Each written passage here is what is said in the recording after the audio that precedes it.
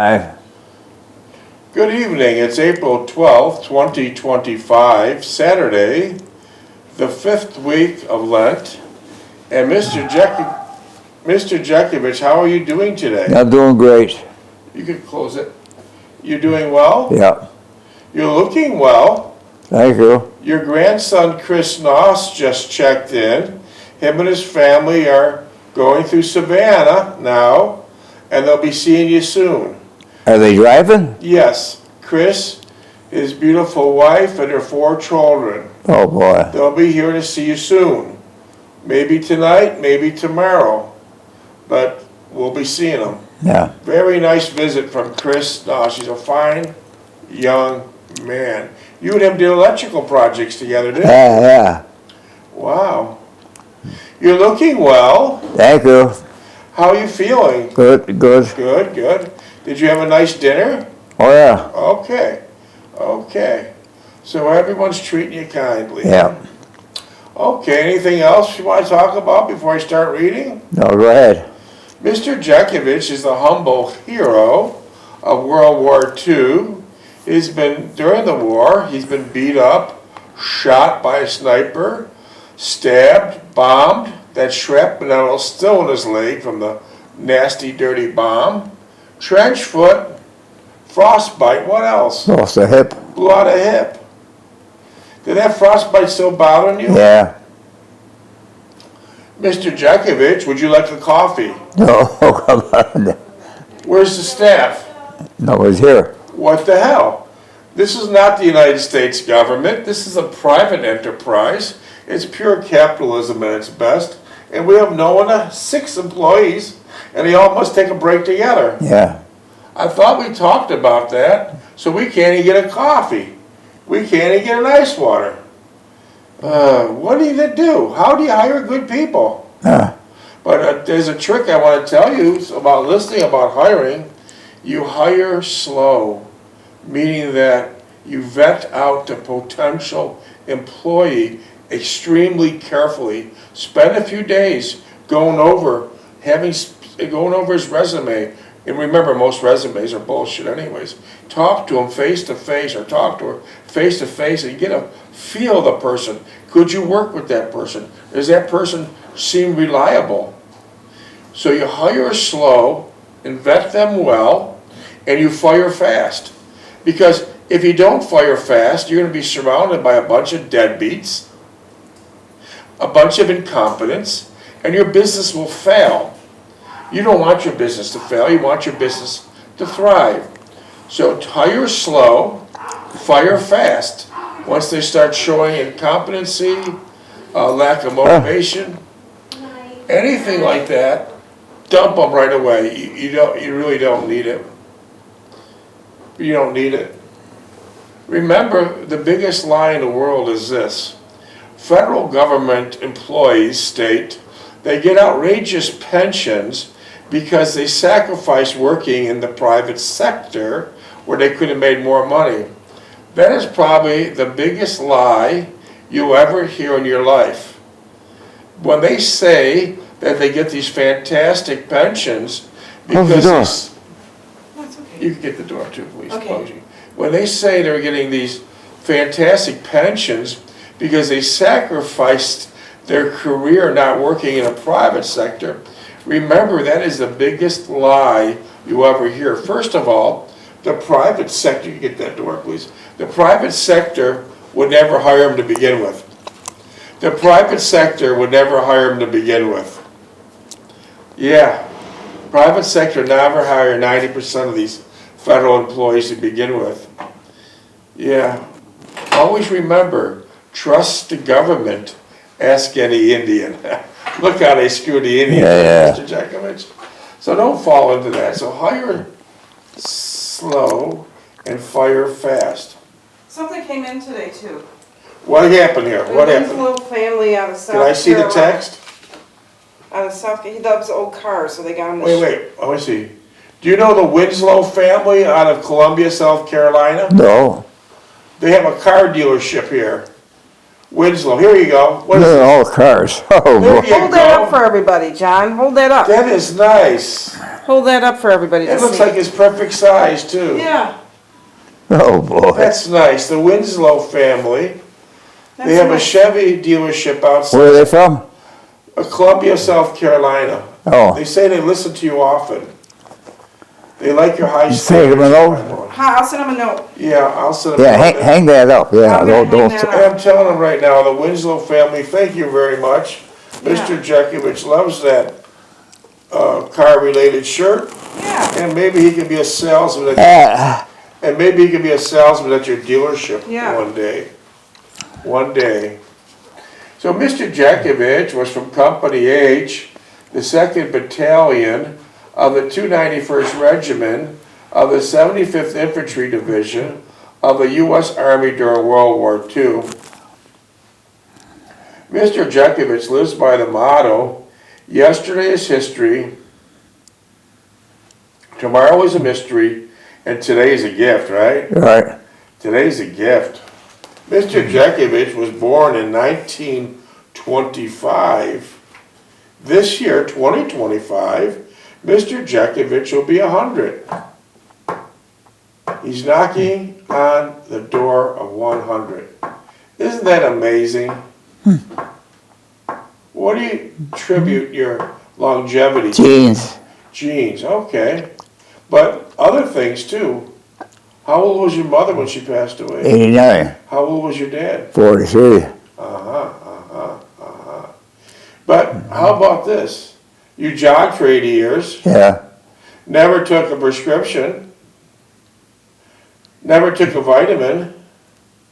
Were you a heavy drinker? no, Never drank? never smoked, No. Well, interesting thing about smoking is that during World War II, the Red Cross passed out cartons of cigarettes to the teenage GIs like candy bars. Yeah. What did you do with your allotment? give the people next to me, Did the majority at this time smoke? The Yeah. majority of GI smoke? or if they didn't, they picked it up right away, So out of boredom, they picked it up. yeah, Out of boredom, they picked it up. And then, how about an interesting fact? What was the name of some of the brands? Pall Mall, Chesterfield, Lucky Strike, Those were all hardcore cigarettes, yeah, not filtered. unfiltered, they were unfiltered then either, Yeah. And then, so the tobacco company had their hands even in World War II. oh, yeah, And so, what were some of the tents when you were getting discharged when the war was over? What was some of the tents they Pall Mall, Chesterfield, So even the tents were sending a yeah, message. yeah, And even with all that cigarettes and all that advertisement that the young teenage soldiers had, you never had any temptation to smoke. no, So, interesting fact, if the war didn't kill you, 20 or 30 years later, the cigarettes did. yeah, Right? Right? And now, as the war was over, the cigarette companies didn't have that great advertisement tool. What did they do now? they put a pack of cigarettes in front of the register, the kids to steal it. Yes, 10 and 20,000 7-Elevens and many of the mom and pop convenience stores, the cigarette companies put displays of single packs of cigarettes in front of the cash register, what made it very easy, extremely easy to steal. So 13, 14, 15, 16-year-old boys would steal. And the cigarette tobacco company's idea was, a pack stolen today Is a carton tomorrow, is a carton sold tomorrow. yeah, What lousy bastards. What lousy son of a bitches, huh? yeah, Yeah. During World War II, there were 16,400,000 men and women involved in the war. They were always young people. Now, with combat veterans, we have less than 6,000 left. All the rest are gone. They're simply gone. And the ones alive are in the late 90s and the early 100s. And we're losing them at a rate of 150 a day.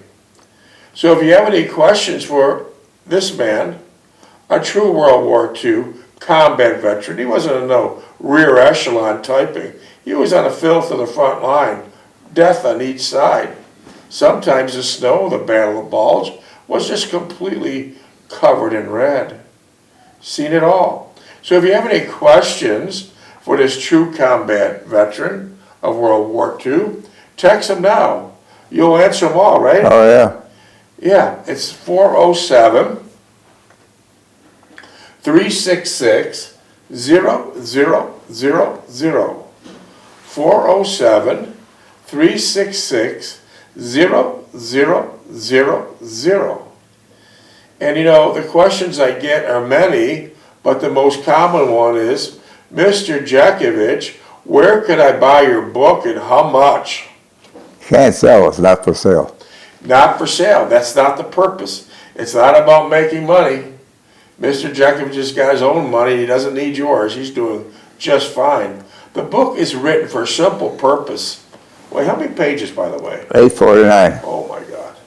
That's a hell of a book. The book was written for one purpose. Remember that book, the first one we had was all big, it's sloppy, it Yeah. falls apart? Yeah, we've got couples. So where is that book now? This is part of it right here. Yeah. Because it's well used. Thank God it's well used. It's kind of like Amber's Bible. It's well used. Okay? So anyways, the book was written for this purpose and this purpose only. To make the younger folks' life a little bit easier. There's many, many, many lessons in that book. It takes Mr. Jeckovich from age 11, when he started caring for his mother because his father died, working his ass off, 3 different jobs, like a slave to give his family a better life. And he was mixing cement, and that was the end of it one day at the age of 43. So this book takes you from the beginning, age 11, Mr. Jeckovich caring for his family, all the way to the demise and death of his mother at 89 years old. So in between that, he had many businesses of all types. And there's a lot of interesting facts about trying to make your life a little easier. But it's not making your life easier in such a way where you become a wimp. It's making your life a little easier where you work a little smarter and not so recklessly hard. Some of the interesting facts we pulled out in the book that he has written for the younger generation and his grandchildren, his great-grandchildren. He goes, I really like them to know about the hand-me-down clothes and the homemade ice cream and the leftover meatworks sandwiches. I really would. I hope you learn humility by being humiliated. Yeah, that's a good point. And you learn honesty by being cheated.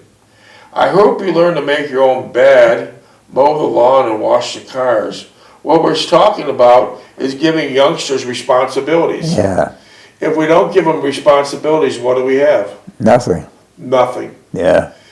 You know, unfortunately, mama's boys are the worst. Mothers have destroyed a lot of these kids. Yeah. How do you think a mama's boy would do during the war? Some of them, my mother was too good. Yeah, your mother was tough. Yeah, my mother was good, yeah. But how do you think a mama's boy today would do in a war when there's mothers doing everything? They'd be crying all the time. He'd be dead. Yeah. He'd probably get shot. So don't make your kids wimps, please. I really hope there's another good important point. I really hope no one gives you a brand new car at 16. Yeah. That's a good point. Let them work and earn it. Yeah. Did someone buy you a brand new car at 16? No. Hell no. Hell no. It'll be good at least one time you see puppies being born and your old dog put to sleep. I hope you get a black eye. In fact, I hope you get 2. I hope you get a black eye fighting for something you believe in. Fighting for something you believe in. I hope you have to share a bedroom with your younger brother, and it's all right for him to draw a line down the middle of the room, but when he wants to crawl under the covers with you because he's scared, I hope you let him. When you want to see a movie with your little brother and he wants to tag along, I hope you let him come. I hope you walk uphill to school with your friends and that you live in a town where you can do it safely. On rainy days when you catch a ride, I hope you don't ask the driver, which is your mom, to drop you 2 blocks away so you won't be seen riding with someone as uncool as your mom. I hope you want a slingshot, and I hope your dad teaches you how to make one instead of buying one. What was your slingshots like when you made them? Well, They were guns, right? yeah, they didn't have any velocity or nothing, no. Well, describe how you made them. But made a piece of 2x4, put a nail underneath it for the trigger, and then put the rubber band over the top to give it elasticity, and then put a stick in there or something and shoot it out. Did it sting? Well, yeah, they stay, but they didn't go very far. Was it tires, inner tubes you got? Yeah, and the tubes, yeah. And you cut them up yourself? Yeah. Well, they were old tubes. Yeah. Yeah, back in your day, everything was inner tube. Yeah. There was no such thing as no tubes and tires back then. I hope you learn to dig in the dirt and read books. What about your experience of reading books? Didn't you have a book of the month club? Book of the month club for years, yeah. Didn't you have to get to the mailbox before your mother did? Yeah, because she cried about me spending too much money. Ah. Could you imagine what mother today would love their child to be volunteering to read a couple books a week? Yeah. That'd be a beautiful thing. When you learn to use the computers, I hope you also learn to add and subtract in your head. I hope you get teased by your friends when you have your first crush on a girl, and when you talk back to your mother, that you learn what Ivy soap tastes like. May you skin your knee climbing a mountain, burn your hand on a stove, and stick your tongue on a frozen flagpole. Oh, here's a very important part. I don't care if you have a beer once, but I hope you don't like it. And if a friend offers you dope or a joint, I hope you realize he is not your friend. Oh yeah. I hope you make time to sit on a porch with your grandparents and go fishing with your uncle. May you feel the sorrow at a funeral and the joy during the holidays. I hope your mother punishes you when you throw a baseball through the neighbor's window and she hugs and kisses you 12. at Christmas time when you give her a plaster mold of your hand. That's a good point. And this all sums it up this way. These things I wish for you. Tough times and disappointment, hard work and happiness, to me is the only way to appreciate life. Isn't that so true? Oh, that's good, yeah. So if the mothers makes wimps out of them, Yeah, they'll be crying all the time. yeah. They won't even make it through basic training. No, And not if today, not today. And if they did make it through basic training, unfortunately, they probably get killed during the war. Yeah, So what the mothers are thinking they're doing good now, they're not. You can't make these kids sissies. It's so sad, we see it all over. You can't make these kids sissies. You can't buy them new cars at 16. Let them go work a hard job. Let them be a bag boy or a grass cutter or do something. By you working, mom's working 2 jobs to give these kids something. well, I delivered 150 papers a week, What kind of newspaper route was that? all the way from Portage Road down to Hyde Park. Was that the Niagara Gazette? The Janik Lasinski, Polak paper. Oh, so did you read Polish? No? Did your mother read Polish? Yeah, she was an obituary, yeah. She just did it for the obituaries. Yeah, So all your customers were 100% Polish. yeah. Did they all pay you good? Yeah, they were hard payers, hard Why? payers. Why would you think that? They say they insist that they paid me, and I know they didn't pay me. Why would they want to cheat a boy? Well, times were tough then. Oh, okay. They didn't That have a was the job. Depression. They didn't have a job or nothing. Did you smell these beautiful Polish dishes when you went into their houses? Yeah, sometimes they weren't. What was it most of the time like? So some of them were I never tasted or smelled before, and I didn't like the smell. You didn't like the smell? Yeah, So would you have to hold your nose or something? I take my breath and just hold it. Wow. Did these people also speak English? Broken English. They're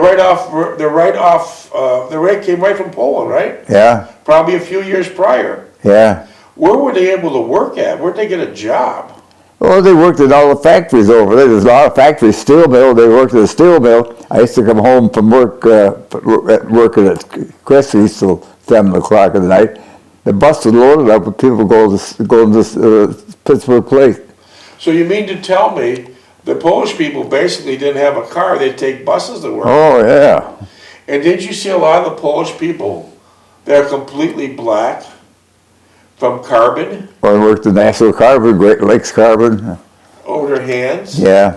arms, I did that when I worked with my uncle. face? Yeah. And you can't clean it off, right? You can't get it off. It gets in your skin. You gotta wear it out.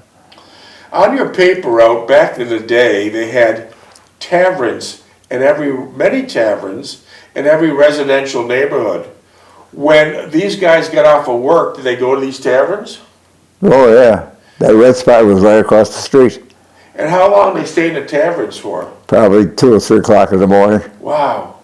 And what would they do? Just play pool and pinball machines? Just shoot the shit, brag about what they did today. So they'd be bragging. Yeah. The more they drank? Yeah, the more they brag. Yeah. Oh, yeah. Did they get in fights too? Well, sometimes someone take you outside. Well, they asked you many times to go to the red spot next to the factory of Kimberly Clark you worked at. Did you ever go in No, there? I waved out. I'm gone. I'll see you. But you had to walk past the red spot to get home, right? Yeah. Was it packed? Oh, yeah. And the owners lived upstairs, right? Yeah. Wow, we don't see that today. Maybe in some northeastern towns, Yeah. there's some of that going on.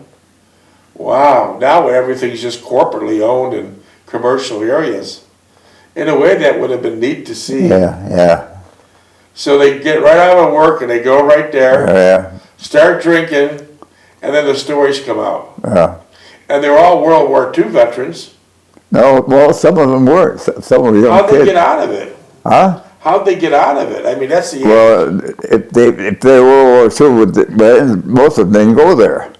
It was the young kids that went in there, 19, So 20. it's ones that weren't old enough to be in World War II. Yeah.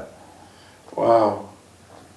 And at work, did you also have bowling leagues? Yeah, I didn't belong to bowling league. They had bowling leagues. They had bowling leagues all over. Okay, all the factories had bowling leagues, right? Yeah. And did they all have a special player that was better? Oh, Dixie Davis was their player for Kimberly. Dixie Davis? Dixie Davis, yeah. He was like the #1 guy. Yeah, he's a good bowler, yeah. And did he talk all day long about bowling? Oh, yeah.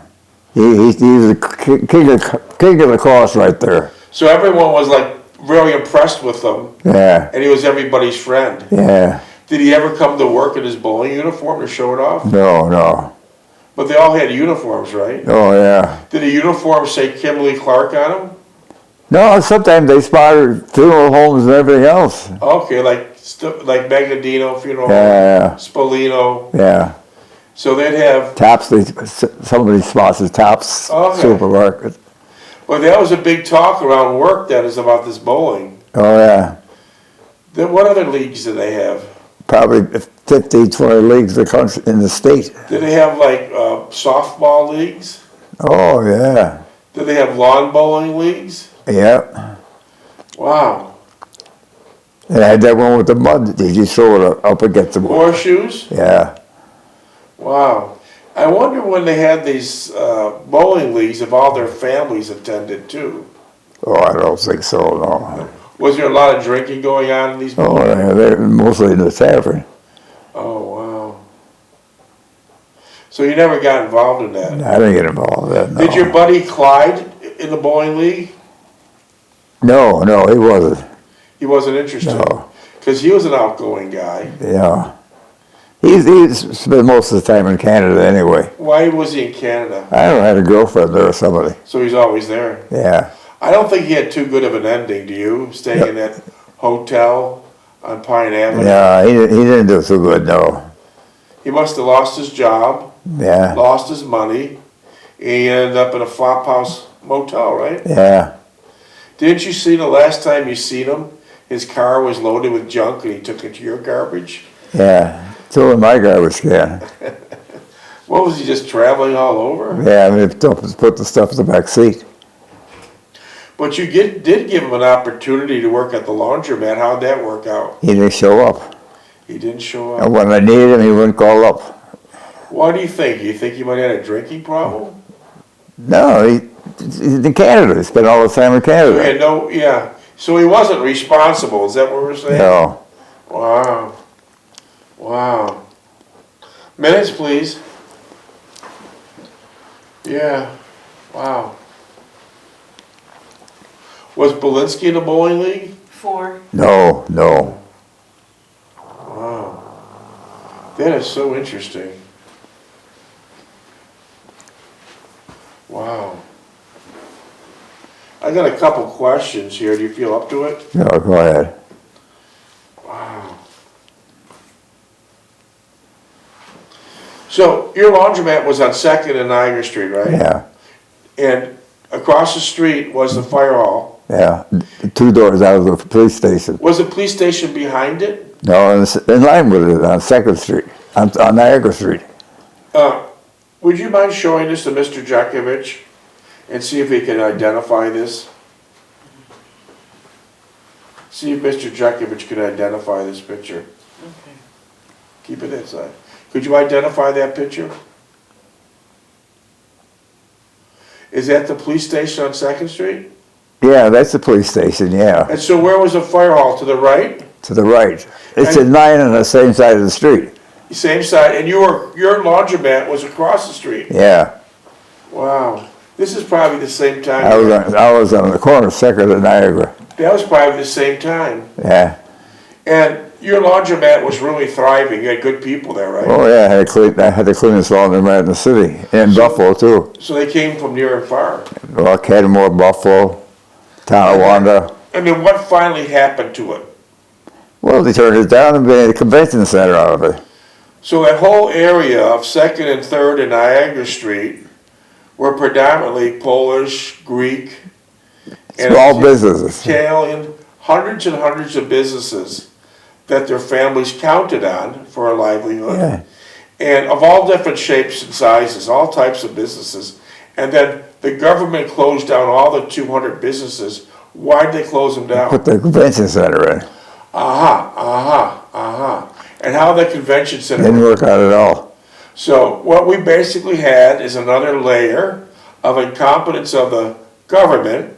They closed down all these beautiful mom and pop businesses, 200. There was taverns, laundromats, motorcycle shops, camera shops, clothing stores, you name it. Yeah. The government, Furniture stores, yeah. government said, you're not important, but our convention center is. Yeah. And so what happened to the convention center? It folded up. They lost their ass. They bankrupt the city. Yeah. And 200 beautiful Polish, Greek, and American families are out in the street. Yeah. They do that all the time. Yeah. They don't know what the hell you're doing. They don't know what the hell they're doing. Well, they were living someplace in California. They own this stuff. They got somebody managing it up here. Yeah. Well, when you had the laundromat, it was thriving. Oh, yeah. I had a clean laundry, and I was there all the time. Would you ever think about moving back to Niagara Falls and give it a try again? No, you couldn't do the laundromat. It wouldn't work out. Everyone's got a washing machine now.